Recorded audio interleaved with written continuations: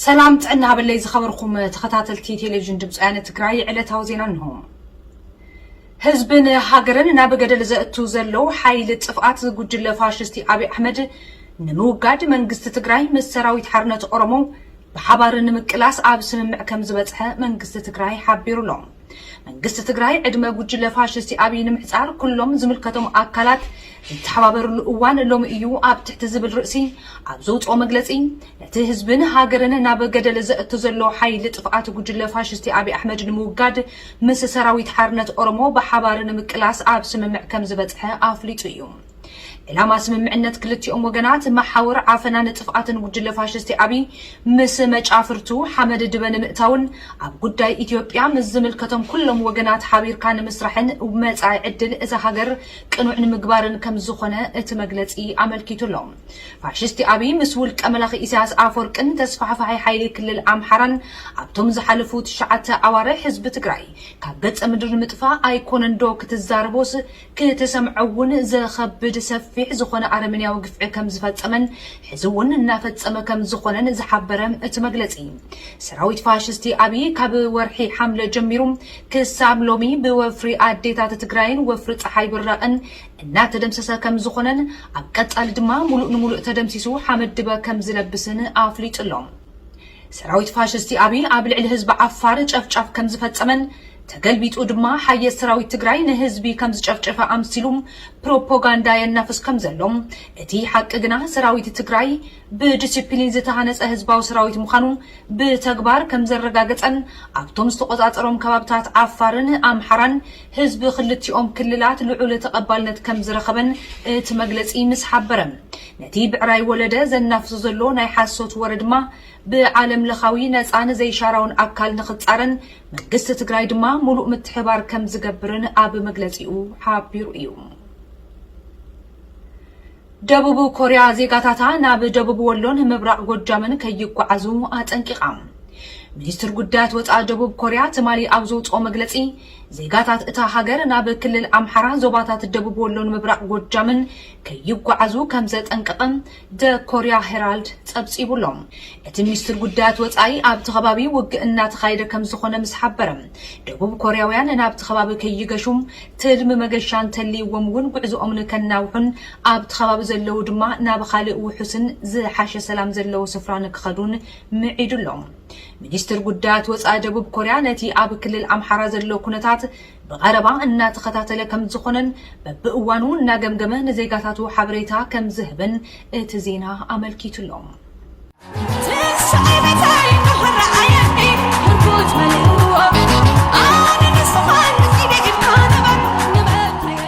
ኣብዝዋና ውይይተጽነ ይነሩ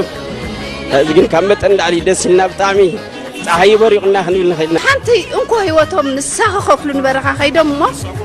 زم دقنا جگانو تاريخ صريحهم كملة سخلو كم متن للعلي تحبسنا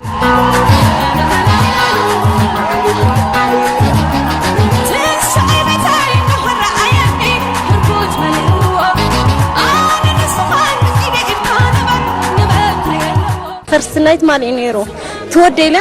عوتي ليو عبد تقرأينا كل التسلسل جزء سعرنا يوم قطعنا كسعر مينا كل جزء خاطر تقرأي الناس ناتقول لعيخنا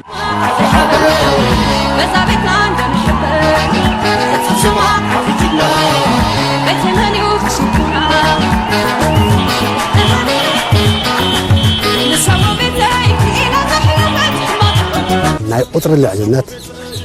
ناي توصل الإعلانات النورة طلعي إيه كندم سلسلات يلبسنا سوى كان الهادي متسرع توابي سعره بجقنات البلد أنا نبعتي بازمت تحلب صحيواتي أنا نبعتي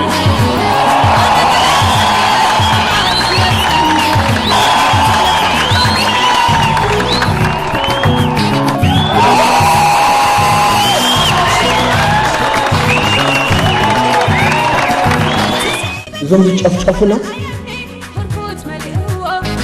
هم يتابعون حيلهم زي درسنا حرهم زي نوصل سلسلة مش كله إيد لما هاون كأهم عدل زيتون كأمر هم يتابعون إيد نتلوي تسوي بس يحرقون إيد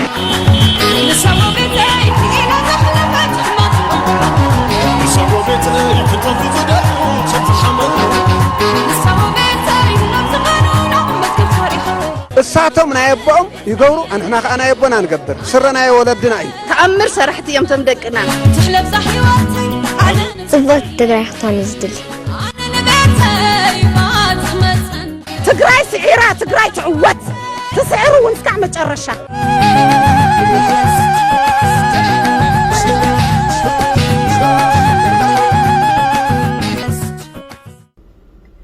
ናብ ካልኦት ዜናታትና ክንሰገር ኢትዮጵያ ኣብ ዓሚቕ ቅልውላው ከም ዝጠሓለት ተገሊጹሎም ኣብዚ ሕዚ እዋን ኣብ ኢትዮጵያ ኣዝዩ ዘተሓሳስብ ኩነታት እናተኻየደ ከም ዝርከብን ጉጅለ ፋሽስቲ አብይ አሕመድ ነቲ ኩነታት ብሰላማዊ መንገዲ ንኽፍታሕ ካብ ዝተፈላለዩ ወገናት ዝቐረበሉ ጻውዒት ጸማም እዝኒ ከም ዝሃበን The Council on Foreign Relations ዝተባህለ ትካል መጽናዕቲ ኣሜሪካ ሓቢሩሎም እቲ ትካል ማሕበረሰብ ዓለም ግርጭታት ጠጠው ንኽብሉ ሃገራዊ ዘተን ክካይድን ዘይተገደበ ተበጻሕነት ሰብኣዊ ሓገዝ ንክህሉን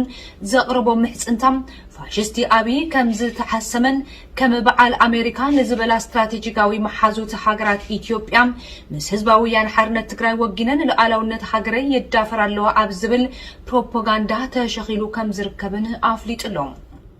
በዚህ ዝተልዓለ ቅልውላው ኢትዮጵያ በሰላም ክፍታሕ ዝደሊ ወገናት ከም ዝተጸገሙን ነታ ሃገር ካብ ምብትታን ንምድሓን ይገብርዎ ዘለው ጻዕሪ በሰንኪ አንቃጽ አካይዳ ፋሽስቲ አብይ ብድሆታት ከም ዝገጠሙን The Council on Foreign Relations ጸብጺቡሎም እቲ ትካል እዞም ሕዚ ብፋሽስቲ አብይ ክሰሱ ዘለው ሃገራትን ውልቀ ሰባትን እቲ ፋሽስታዊ መራሒ ቅድሚ 3 ዓመታት ቀዳማይ ሚኒስትርን ትኸውን ድጋፎም ገሊጾምሉ ዝነበሩ ከም ዝኾኑ ኣፍሊጡሎም እቲ ሓቂ ሕዚ ኢትዮጵያ ኣብ ዘፍርሕ ቅልውላው ስለትርከብዩ ሃገራት ኣውሮፓን ኣሜሪካን ንአብይ አሕመድ ይነቕፍኦ ዘለዋ እምበር ንህዝባዊ ወያነ ሓርነት ትግራይ ስለዝድግፋ ኣይኮነን ይብል እቲ ጸብጻብ ጉጅለ ፋሽስቲ አብይ አሕመድ ወሸኒሉ ኣብ ሙሉእ ኢትዮጵያ ኣብ ልዕሊ ዝርከቡ ተጋሩ ዝተፈላለዩ ግፍዕታት ይፍጽም ከም ዘሎ ተገሊጹ ፍሉጥ አሜሪካዊ ጋዜጣ The Wall Street Journal ከም ዝበሎም ፋሽስቲ አብይ ሰፍ ዘይብል ወተሃደራዊ ስዕረት ምስ ተጎምጎመ ካብ ትግራይ ወጻእ ዘለው ሰላማውያን ተጋሩ በአልማሚት እናኣሰረ ይርከብ እቲ ፋሽስታዊ ጉጅለ ኣብ ከተማ አዲስ አበባን ካልኦት ከባብታት ኢትዮጵያን ዝነብሩ ተጋሩ ኣብ ወተሃደራዊ ማዓስከራት ኣብያተ ማዕሰርትን ዳጉኑ እናሳቀዮም ከም ዝኾነ እቲ ጋዜጣ ሓቢሩሎም እዚ ኣብ ልዕሊ ተጋሩ ይፍጽሞ ዘሎ ሰፊሕ ዝኾነ ወፍሪ ማእሰርቲ ብፍላይ ሰራዊት ፋሽስቲ አብይ ኣብቲ ዝሓለፈ ወርሒ ሰነ ኣብ ትግራይ ዝሕንኽ ስዕረት ካብ ዝበጽሑ ንድሓር ተጋዲዱ ከም ዝቐጸለ እቲ ዜና ሓቢሩሎም ወዝባና ወረቻ ዘይስቀሎ ድሙቕ ታሪኽ ነወት ድሙቕ እዩ ሕብረና ዘይሓስብ ዝበጸለሎ ሃልዋትናን ድሕንነትናን بقلصمنا قلصمنا زيطوى بحيلي من قد نتحقق عنا صبروا ببلحات نصبروا بعقلي ኣብ መወዳእታም ሃገራዊ ባንኪ ኢትዮጵያ ኩለን ንግዳዊ ባንክታት ልቓሕ ከይህባ ኣዚዙሎም በሰንኪ ኩናት ትግራይ ፍሹል ኢኮኖሚያዊ ፖሊስን ድኹም ምምሕዳር ፋሽስቲ አብይ አሕመድ ኣብ ኢትዮጵያ ቁጠባዊ ቅልውላው ክዓስል ከም ዝገበረም ጉጅለ ፋሽስቲ አብይ ሕዚ ድማ ንግዳዊ ባንክታት እቲ ሃገር ልቓሕ ምሃብ ጠጠው ንኸብላ ከም ዝኣዘዘ ጋዜጣ አዲስ ፎርቹን ሓቢሩሎም በዚ መሰረት ሃገራዊ ባንኪ ኢትዮጵያ ባንክታት ዝኾነ ንብረት ከም መትሕጃ ተጠቂምካ ዝወሃብ ግልጋሎት ልቓሕ ካብ 5 ነሓሰ 2013 ዓ.ም ጀሚረን ጠጠው ንኸብላ ኣዚዙሎም በዚ በሃንደበ ዝተመሓላለፈን ማንም ዘይተጸበዩን ትእዛዝ ቅድም ክብል ተፈቂዶም ዝነበሩ ግልጋሎት ልቓሕ እውን ጠጠው ንኸብል እዩ ኣዚዙ ዘሎም ኣብ ጭንቂ ዝርከቡ ሰብ መዚ ፋሽስቲ አብይ ነዚ ትእዛዝ ብናይ ስልክ ጽሑፍ ወይ ድማ ቴክስት መሴጅ ከም ዝለኣኽዎ